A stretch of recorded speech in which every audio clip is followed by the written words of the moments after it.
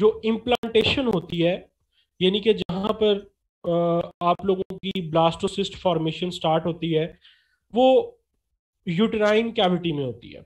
ठीक है, implantation.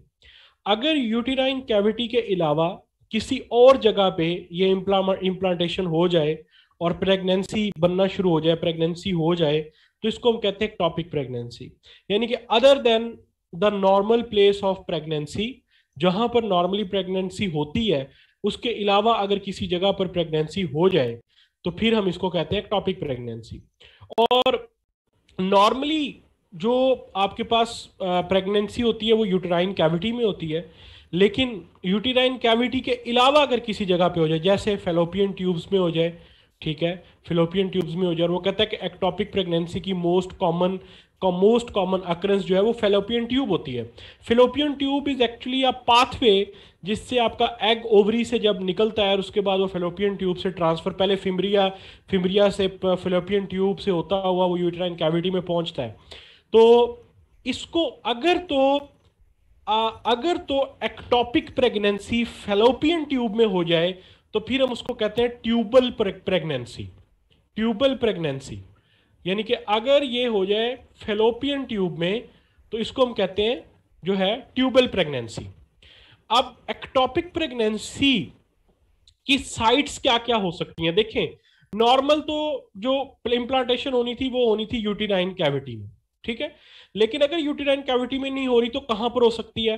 Abdomen में भी हो सकती है, सर्विकल रीजन में भी हो सकती है, फिलोपियन ट्यूब में भी हो सकती है। इवन के फिलोपियन ट्यूब के आप सबको पता है कि डिफरेंट उसके पार्ट्स हैं, एस्थमस है, एम्प्यूला है, इनफंडिबुलम है, फिम्ब्रियाज है। किसी जगह पर भी हो सकती है, इनफंडिबुलम में हो सकती है, एम्प्यूला में हो सकती है, इंटरस्टिशियल में हो सकती है, एस्थमस में हो सकती है, पेरिटोनियल कैविटी में हो सकती है, एब्डोमिनल कैविटी में हो सकती है, सर्विक्स में हो सकती है, किसी जगह पर भी हो। इस जगह पर किसी भी जगह के ऊपर अगर किसी भी जगह के ऊपर अगर किसी भी जगह पे अगर प्रेगनेंसी स्टेब्लिश होती है, इंप्लांटेशन होती है, तो फिर हम इसको कहते हैं एक्टोपिक प्रेगनेंसी। अब एक्टोपिक प्रेगनेंसी होती क्यों है, सवाल पैदा होता है यहां पर कि क्यों होती है। सबसे पहली जो कॉमन रीजन है वो है फैमिली हिस्ट्री। अगर फैमिली में एक्टोपिक प्रेगनेंसी चलती आ रही है तो पेशेंट को एक्टोपिक प्रेगनेंसी फेस करनी पड़ती है।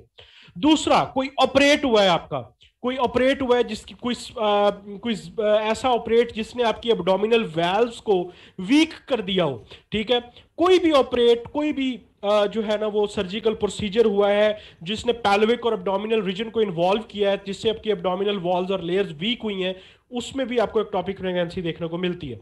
तीसरी मेन वजह है कि अगर आपने कॉन्ट्रासेप्टिव डिवाइसेस यूज किए हैं या आपने कोई ऐसी मेडिकेशन यूज की है जिससे जो आपकी जो नॉर्मल मूवमेंट है वो डिस्टर्ब हुई है। नॉर्मल मूवमेंट का मतलब क्या होता है, देखें, जो आपकी फेलोपियन ट्यूब है ना, इस पे होते हैं छोटे छोटे छोटे छोटे छोटे छोटे माइक्रोविलाई जो कि हेल्प करते हैं एग को यूटेराइन कैविटी तक पहुंचने में। अब जो लोग स्मोकिंग करते हैं बहुत ज्यादा, जो जो अब जाहिर सी बात है फीमेल्स भी ऐसी हैं जो बहुत ज्यादा स्मोकिंग करती हैं। आप अगर यूरोपियन कंट्रीज में चले जाएं तो वहां पर स्मोकिंग, अब तो पाकिस्तान में भी मैंने बड़ी फीमेल्स को स्मोकिंग करते देखा है, हॉस्टल्स के अंदर भी मैंने देखा है। और बड़ा, मेरा तो 9 साल से स्टूडेंट्स के साथ वास्ता पड़ रहा है और मैंने तो शीशा और स्मोकिंग फीमेल्स को करते बड़ा आम देखा है। तो ये जो शीशा है, ये जो स्मोकिंग है, ये जो अल्कोहल है, जो फिल्म, खासतौर पर ये जो सेलिब्रिटीज हैं और जितने भी ये जो सोशल मीडिया इन्फ्लुएंसर्स हैं, ये बहुत ज्यादा ये चीजें करते हैं। तो ये स्मोकिंग से, अल्कोहल से, ये चीजें, इससे क्या होता है कि आपके जो फिम्ब्रिया में, आपके एम्प्यूला में, एस्थमस में जो माइक्रोविलाई होते हैं, जिसकी वजह से एग की नॉर्मल मूवमेंट होनी होती है, वो डैमेज हो जाते हैं। और ना आपके जो स्पर्म आता है वो मूव कर पाता है, ना आपकी जो एग्स होते हैं वो प्रॉपरली मूव कर पाते हैं, और यूटेराइन कैविटी में जो फ्लूइड होता है उसका कंटेंट भी कम होना शुरू हो जाता है इन तमाम चीजों से। तो there are different etiological factors जो कि आप सबको, जिसकी वजह से एक्टोपिक प्रेगनेंसी देखने को मिलती है, जिसमें अगर कोई पेल्विक इन्फेक्शन हुआ है, कोई ट्यूबुलर डैमेज हुआ है, जैसे इन्फेक्शन कौन कौन से, ये आपका एमसीक्यूज आता है कि कौन से मेन इन्फेक्शन है जिसकी वजह से एक्टोपिक प्रेगनेंसी होने के बहुत ज्यादा चांसेस होते हैं। दैट इज योर क्लेमेडिया या गोनेरिया इन्फेक्शन, जिसमें एक्टोपिक प्रेगनेंसी होने के बहुत ज्यादा चांसेस होते हैं। ठीक है, ट्यूबलेट डैमेज हो गई है, इन्फेक्शन हुआ है, स्मोकिंग हुई है कोई, ये तमाम के तमाम इसके रिस्क फैक्टर्स हैं एक्टोपिक प्रेगनेंसी के। अब एक्टोपिक प्रेगनेंसी में आपको क्या पता कैसे चलता है कि एक्टोपिक प्रेगनेंसी है? देखो, एक्टोपिक प्रेगनेंसी में विजाइनल ब्लीडिंग स्टॉप नहीं करती, विजाइना से ब्लीडिंग होती रहती है, थोड़ी थोड़ी ब्लीडिंग होती रहती है। आपकी एब्डोमिनल पेन, खासतौर पे lower abdominal pain, pelvic pain, colic pain होती है आपको बड़ी शदीद किस्म की। सर्वेक्स आपकी टेंडर रहती है, फीमेल्स की जो पेशेंट है आपके पास जो आएगा उसकी ब्लीडिंग स्टॉप नहीं हो रही होगी, एब्डोमिनल पेन, और कोई मैस फील होगा कैसे किसी पैल्विक रीजन में, अगर फॉर एग्जांपल पेरिटोनियल कैविटी में, तो पेरिटोनियल किसी ना किसी जगह पे आपको टेंडर, वो जगह टेंडर फील होगी, मैस फील होगा आपको, साथ में विजाइनल ब्लीडिंग जो है ना वो नहीं रुक रही होगी, सडन ऑनसेट पेन्स हो रही होंगी, एब्डोमिनल या लोअर एब्डोमिनल पेन या पैल्विक पेन, और सर्विकल जो आपको टेंडर देखने को मिलेगी। और एक सबसे बड़ी जो लैब है जिससे हम बड़ा तो जो है ना वो नॉर्मली इसको बड़ा अच्छे से कर लेते हैं, रिकॉग्नाइज कर लेते हैं, इसको डायग्नोज कर लेते हैं, वो है ह्यूमन कोरियोनिक गोनेडोट्रोफिक हार्मोन। नॉर्मली क्या होता है कि आपका जो ह्यूमन कोरियोनिक गोनेडोट्रोफिक हार्मोन है, डॉक्टर साहबान, मैं थोड़ा सा इसको आगे लेकर जा रहा हूं क्योंकि ये बताना बात जरूरी है कि वो हर 48 आवर्स के बाद ना डबल हो रहा होता है। जब कोई नॉर्मल प्रेगनेंसी होती है, इंट्रा यूटेराइन प्रेगनेंसी होती है, उसमें जो ह्यूमन कोरियोनिक गोनेडोट्रोफिक हार्मोन होता है, एचसीजी होता है, वो हर 48 आवर्स के बाद जो है वो डबल हो रहा होता है। लेकिन जब आपकी जो एक्टोपिक प्रेगनेंसी होती है उसमें ये चेंज एबनॉर्मल होती है। ये चेंज एक पल्सटाइल मैनर में नहीं होती, ये चेंज एक पीरियोडिक मैनर में नहीं होती। आपका ह्यूमन कोरियोनिक गोनेडोट्रोफिक हार्मोन का जो लेवल है वो बहुत एबनॉर्मली अप डाउन हो रहा होता है। ठीक है, जिससे आपको बड़ी क्लियरली पता चलता है कि ये इंट्रा यूटेराइन प्रेगनेंसी नहीं है। और आपको रेफर्ड पेन्स होती हैं बहुत ज्यादा। रेफर्ड पेन का क्या मतलब? आपके शोल्डर में पेन होना शुरू हो जाएगी, आपके बाजू में पेन होना शुरू हो जाएगी, लोअर बैक पे पेन होना शुरू हो जाएगी। ठीक है, और ये रेफर्ड पेन्स हो रही होती हैं साथ में आपको एक्टोपिक प्रेगनेंसी में। तो ये तमाम की तमाम चीजें हैं। तो इवेलुएशन हम कैसे करते हैं? सबसे पहले हिस्ट्री से हम करते हैं। आपने देखना है कि इस पेशेंट को पहले तो कोई फैमिली हिस्ट्री तो नहीं है इसको एक्टोपिक प्रेगनेंसी की, या इसको कोई फेलोपियन ट्यूब डैमेज हुआ हो, या रिसेंटली कोई क्लेमेडिया का इन्फेक्शन हुआ हो, या ये स्मोकर है, या ये अल्कोहल लेती है, या इसने ओरल कंट्रासेप्टिव डिवाइसेस, सॉरी, इसने इंट्रायूटेराइन कंट्रासेप्टिव डिवाइसेस का यूज किया है। ये तमाम की तमाम चीजें हम लोग देखते हैं हिस्ट्री में। हिस्ट्री में हमने पूरी आपको उसकी ड्रग हिस्ट्री, उसकी मेडिकल हिस्ट्री, उसकी फैमिली हिस्ट्री, ये सारी चीजें हमने देखनी होती हैं ताकि हमें ये पता चल जाए कि प्रेगनेंसी का कोई ऐसा रिस्क फैक्टर तो नहीं है जो इसको एक्टोपिक प्रेगनेंसी की तरफ लेकर जा रहा है। विजाइनल ब्लीडिंग हम चेक करेंगे, पैल्विक पेन्स की हिस्ट्री हम लेंगे कि जनाब आपको पेन, ये तो नहीं कि आपको कोई मैस की हिस्ट्री है, कोई मैस आपको फील हो रहा है किसी जगह के ऊपर, इलियक फोसा में, पेरिटोनियल कैविटी में, पैल्विक कैविटी में, ये तमाम चीजें हम देखते हैं। शोल्डर पेन, रेफर्ड पेन्स हम चेक करेंगे। रेफर्ड पेन शोल्डर किसकी, ज्यादातर इसकी जो रेफर्ड पेन होती है वो या तो लोअर बैक पे या शोल्डर में, ये अपने जेहन में रख लें, शोल्डर में होती है या लोअर बैक पे जो है ना, ये आपको देखने को मिलती है इसकी जो है वो एक्टोपिक प्रेगनेंसी की। यहां तक क्लियर है? डॉक्टर साहब, पेन क्रॉनिक इसलिए इसमें होती है क्योंकि कॉन्टिन्यूसली एक एबनॉर्मल प्लेसमेंट हो रही है, और जब एबनॉर्मल प्लेसमेंट हो रही होती है तो वहां की म्यूकोजा, वहां की जो स्ट्रक्चर होते हैं वो कॉन्टिन्यूसली इरिटेट हो रहे होते हैं, क्योंकि एक एबनॉर्मल जगह के ऊपर एक पूरी की पूरी इंप्लांटेशन हो रही है, ब्लास्टोसिस्ट फॉर्मेशन हो रही है, और उसके बाद वो चीज आगे से आगे स्टेप वाइज बढ़ती जा रही है जो कि उसकी नॉर्मल लोकेशन नहीं है। तो वो प्रेशर एक्सर्ट करती है वहां के नॉर्मल जो स्ट्रक्चर्स मौजूद हैं, जिसकी वजह से क्रॉनिक पेन्स होती हैं आपको। ठीक है, और ब्लीडिंग हार्मोनल चेंजेस की वजह से आपको हो रही है, क्योंकि इंट्रायूटेराइन कैविटी में आपको नहीं फील हो रही होती। इंट्रायूटेराइन कैविटी में जब प्रेगनेंसी नहीं हो रही तो फिर आपको ये ब्लीडिंग डिसऑर्डर्स भी देखने को मिलते हैं कि ब्लीडिंग नहीं रुक रही होती, क्योंकि यूट्रस में तो हुई नहीं, अब यूट्रस बिहेव कर रही होती है कि इंप्लांटेशन हो गई है, लेकिन इंप्लांटेशन किसी और जगह पे हुई होती है, तो यूट्रस में तो वैसे ही एंजियोजेनेसिस होना शुरू हो जाएगी। जब आप लोगों ने एम्ब्रियोलॉजी में पढ़ा है कि यूट्राइन जो यूट्रस की जो एंडोमीट्रियम है, एंडोमीट्रियम ग्लैंडुलर हो जाएगी, एंडोमीट्रियम में यूट्रोप्लेसेंटल सर्कुलेशंस के लिए वहां पर एंजियोजेनेसिस होना शुरू हो जाएगी, तो ब्लीडिंग नहीं रुक रही होती, हालांकि वहां पर ब्लास्टोसिस्ट फॉर्मेशन नहीं हो रही, वो किसी और जगह पे होना शुरू हो गई है। तो ये तमाम की तमाम चीजें आप सबके सामने आ रही होंगी, ठीक है। तो लैब्स में सीरम एचसीजी बहुत ज्यादा इंपॉर्टेंट है। ह्यूमन कोरियोनिक गोनेडोट्रोफिक हार्मोन मैंने आपको बताया कि ये हर 48 आवर्स के बाद डबल होता है, लेकिन इसमें किसी और जो जगह पर अगर प्रेगनेंसी हो जाए तो ये नॉर्मल बिहेवियर शो करता है। ट्रांसवेजाइनल अल्ट्रासाउंड स्कैन, जिससे हमें फौरी तौर पे पता चल जाता है। फॉर एग्जांपल एक पेशेंट है, प्रेगनेंसी के साथ वो आया लेकिन उसकी यूट्रस एम्प्टी है, तो हमें क्लियरली पता चल जाएगा कि भाई ये एक्टोपिक प्रेगनेंसी है। डोपलर अल्ट्रासाउंड, आजकल अल्ट्रासाउंड से ज्यादा प्रेफर करते हैं डोपलर अल्ट्रासाउंड, जिससे हमें पता चल जाता है कि इसकी लोकेशन क्या हो सकती है, ठीक है। अच्छा, अब क्राइटेरिया क्या है? देखें, दो तरह की ट्रीटमेंट है। या तो आप मेडिकल मैनेजमेंट करें, क्योंकि ये प्रेगनेंसी नॉर्मल तो हो नहीं सकती, तो या तो आप प्रेगनेंसी को किसी तरह नॉर्म इसको मेडिकली मैनेज करें और मेडिकली इसको खत्म करने की कोशिश करें, मेडिकली इसको ट्रीट करने की कोशिश करें। लेकिन उसका क्राइटेरिया क्या है? ये प्रॉफ का बड़ा ही इंपॉर्टेंट यूक्यू है कि हम एक्टोपिक प्रेगनेंसी को किस क्राइटेरिया के ऊपर मेडिकली डील करते हैं या सर्जिकली। सर्जिकली तो जाहिर सी बात है, उसको लेप्रोटमी करके हमें रिमूव करना पड़ता है, लेकिन मेडिकल ट्रीटमेंट का क्राइटेरिया क्या है? सबसे पहला क्राइटेरिया कि अनरप्चर्ड प्रेगनेंसी है। अनरप्चर्ड, जो उसके कोरियोनिक सैक बन रहा है वो अनरप्चर्ड है, वो रप्चर अभी तक नहीं हुआ, ठीक है, और उसका डायमीटर लेस देन 3 सेंटीमीटर है। हीमोपेरिटोनियम, कोई ब्लीडिंग नहीं है, कोई पेरिटोनियल कैविटी में कोई ब्लीडिंग नहीं हुई, एब्सेंट है, या उसको प्रेगनेंसी अभी आपको अल्ट्रासाउंड से विजिबल नहीं हो रही, बहुत छोटी, अभी बहुत अर्ली स्टेजेस के ऊपर है कि वो आपको विजिबल नहीं हो रही, आपको सोनोग्राफिकली डोपलर अल्ट्रासाउंड से या सिंपल अल्ट्रासाउंड से आपको नहीं हो रही विजिबल। और ह्यूमन कोरियोनिक गोनेडोट्रोफिक का जो लेवल है वो 2000 से कम है।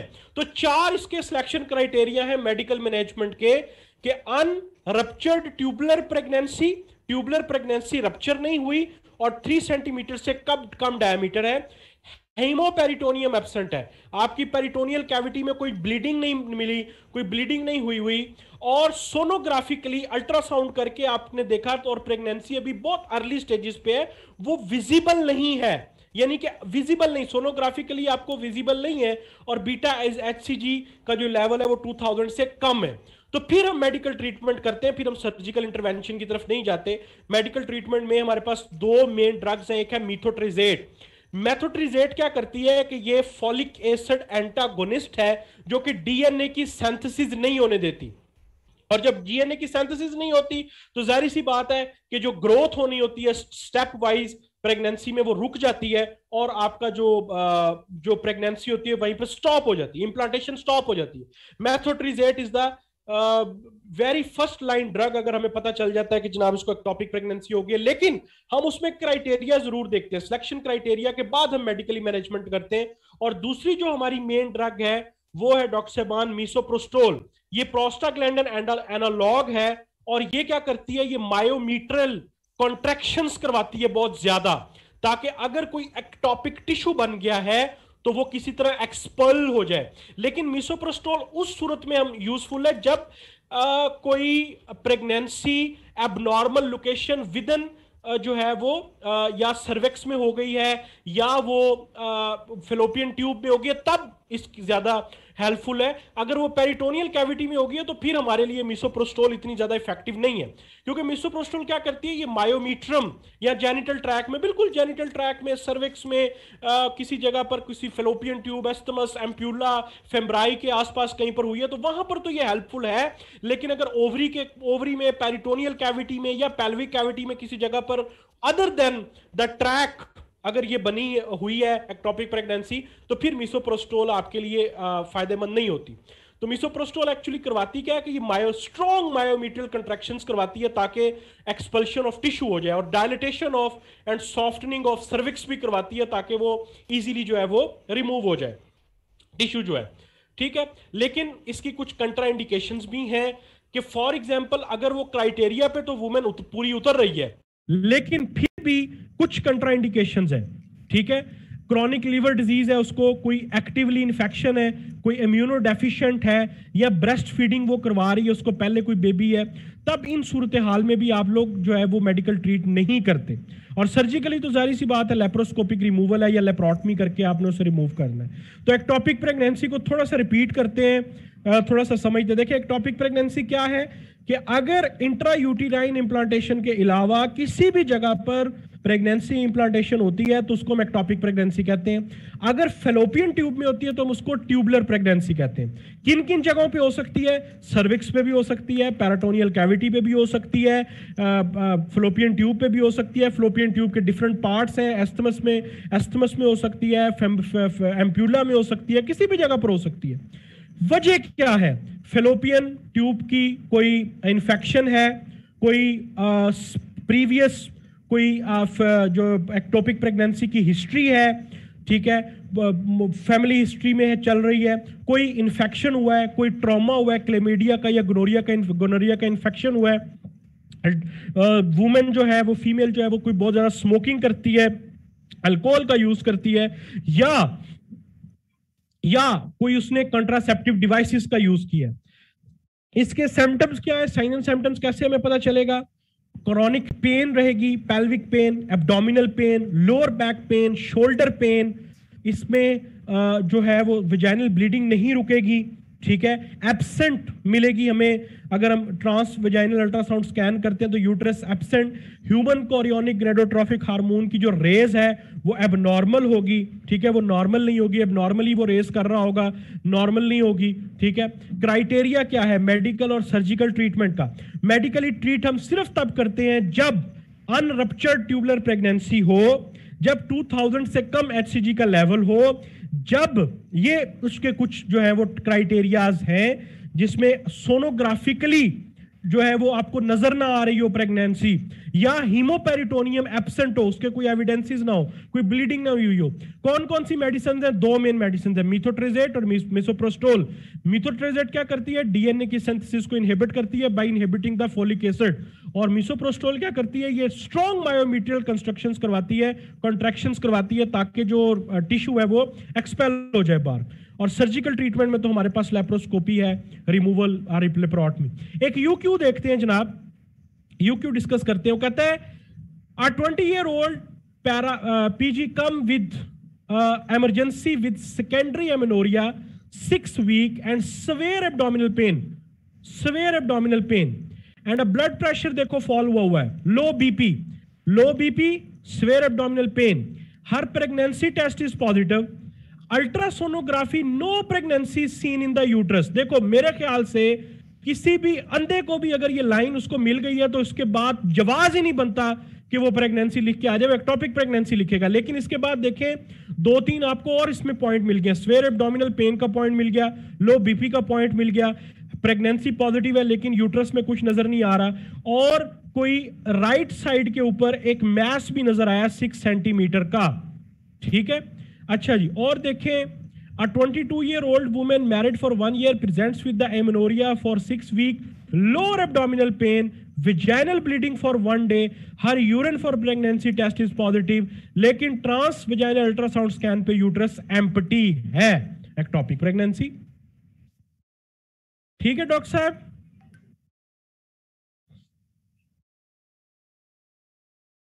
क्लियर है? जी जी बिल्कुल, कल मेडिसिन का मैं मेटाबॉलिक एसिडोसिस पढ़ा के इंशाल्लाह रेनल आपकी कल खत्म करवा दूंगा। कल मेटाबॉलिक एसिडोसिस पढ़ के रेनल खत्म इंशाल्लाह। ठीक है जी, थैंक यू सो मच, फी मान अल्लाह, जज़ाकल्लाह।